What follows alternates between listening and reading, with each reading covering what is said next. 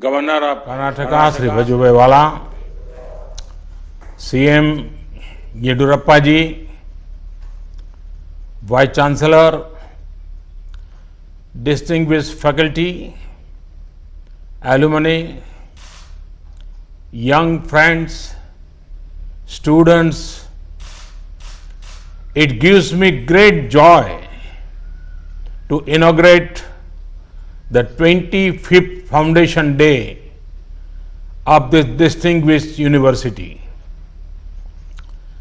I congratulate the entire medical and scientific community associated with this university. In these years, you are doing wonderful work in teaching as well as training on systems of medicine. 25 years means this university is in the prime of its youth. This is the age to think even bigger and do even better. I am confident that the university will continue to scale new heights of excellence in the times to come. I would also like to appreciate the efforts of the Karnataka government in handling the COVID-19 situation. Friends, in normal times, the celebrations would have surely been bigger. Had it not been for the global pandemic, I would have loved to be with you all in Bengaluru to mark this special day. But today, the world is facing one of the biggest crises since the two world wars. Like the world changed pre and post world wars, the same way the pre and post COVID world will be different. Friends, during such a time, the world is looking up to our doctors, nurses, medical staff, and scientific community with hope and gratitude. The world seeks both care and cure from you.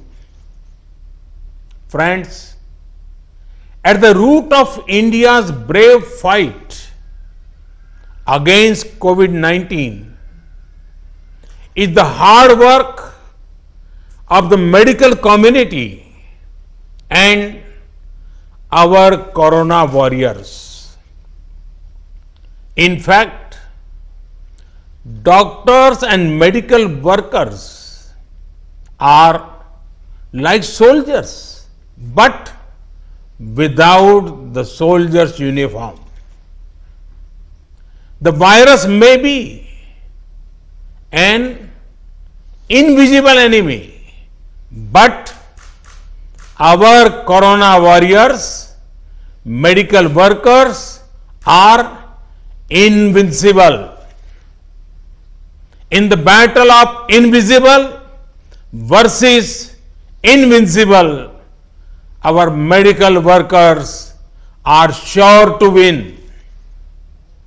Friends, earlier, the debates on globalizations have focused on economic issues. Now, the world must unite and focus on humanity-centric aspects of development. Advancements nations make in the health sector will matter more than ever before.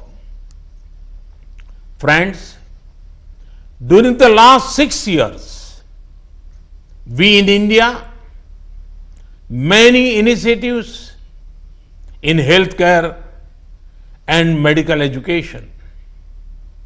We are broadly working on 4 pillars. The first is preventive healthcare. This includes the importance to yoga, Ayurveda, and general fitness. More than 40,000 wellness centers have been opened where a key focus is on controlling lifestyle-related disease. The success of the Swachh Bharat mission is another key part of preventive healthcare. The second is affordable healthcare. Ayushman Bharat, the world's largest healthcare scheme, belongs to India. In less than 2 years, 1 crore people have benefited from this Ayushman Bharat scheme. Women and those staying in villages are among the major beneficiaries of this scheme. And the third pillar is improvements on the supply side. A nation like ours has to have proper medical infrastructure and medical educational infrastructure. Work is underway to ensure a medical college or postgraduate medical institute in every district of the country. The country has seen rapid progress in setting up 22 more AIIMS. Over the last 5 years, we have been able to add over 30,000 seats in MBBS and 15,000 seats in post-graduation. This has been the largest increase in the 5-year term of any government since independence. The Medical Council of India has been replaced by a new National Medical Mission, the new National Medical Commission, through an act of the Parliament. This will go in a long way in improving the quality of medical education, bringing it at par with the international standards. The fourth pillar is mission mode implementation. A well thought of idea on paper makes it only a good idea, and a good idea will implemented makes it a great one. Hence, implementation is very crucial. Here, I would like to highlight the success of India's National Nutrition Mission that is helping youngsters and their mothers. India is working 24/7 to eliminate TB by 2025. This is the 5 years ahead of the global target of 2030. Mission Indradhanush has increased our rate of annual rise in vaccination coverage by 4 times. Friends, the central government recently approved the introduction of a new law for expanding education of more than 50 different allied and healthcare professionals. This law, once passed, will address the shortage of paramedical personnel in the country. It will also help India in supplying skilled resources to other countries. Friends, there are 3 things on which I would urge maximum discussion and participation. One is advances in telemedicine. Can we think of new models that make telemedicine popular on a larger scale? The other is related to Make in India in the health sector. The initial gains make me optimistic. Our domestic manufacturers have started production of PPEs and have supplied about 1 crore PPEs to COVID warriors.